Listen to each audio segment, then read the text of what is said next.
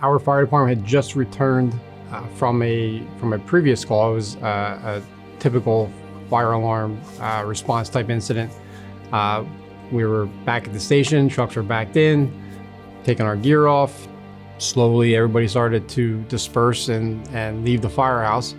All right, I was returning home, and as I was approaching the hill that I have to climb before I get to my residence, I noticed some smoke emitting from a residence behind a tree, so I really didn't have an idea what was going on. I thought maybe it was a gas grill or a controlled burn, something of that nature. But as soon as I got complete access and visual of the home, I can see heavy smoke coming out through the side windows on the west side of the kitchen area. First thing that went through my mind is there a victim? Was there anybody home? How intense was the fire? Is it something that I could knock down with a garden hose? And until I visually got up to the stairs and got onto the back porch and realized this was much more than what a garden hose was going to be able to handle, I was alerted that there was a victim inside, and he was crawling in the proximity of the door. The heat was intense, the fire was rolling up through the ceilings, through the cabinets, and the smoke, the thickness of the smoke was starting to bank down to the floor. I had approximately maybe a foot, 2 foot of visibility at floor level. I entered the residence through the back door. I didn't have PPE, turnout gear, jackets, nothing to cover my skin nor my body, but not really thinking about it, knowing that I had a victim in there.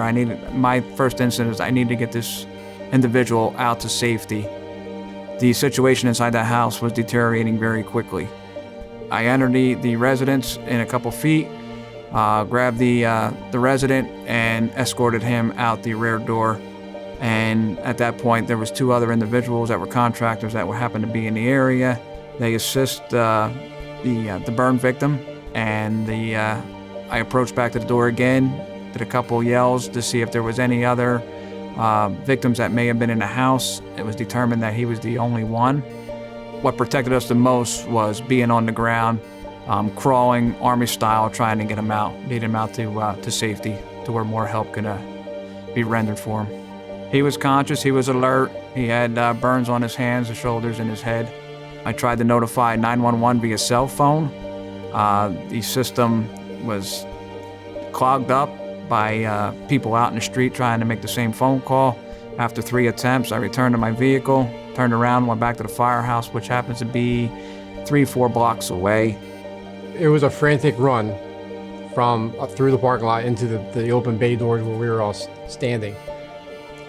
He was excited. You can tell he was pumped up.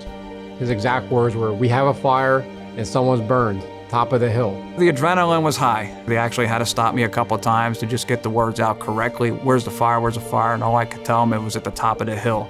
And I'm thinking, how does he know this? And then it dawned on me that he must have just left and saw this.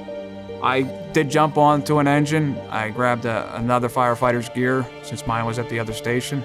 And I did jump on the engine. I was able to hook up to the hydrant, grab the line, go inside and suppress the fire. The fire actually stayed within the kitchen. We were able to contain that fire to the location that I encountered when I first entered the home. The family kept me updated of his condition. He had burns about his forearms and his head area. He has since made a full recovery.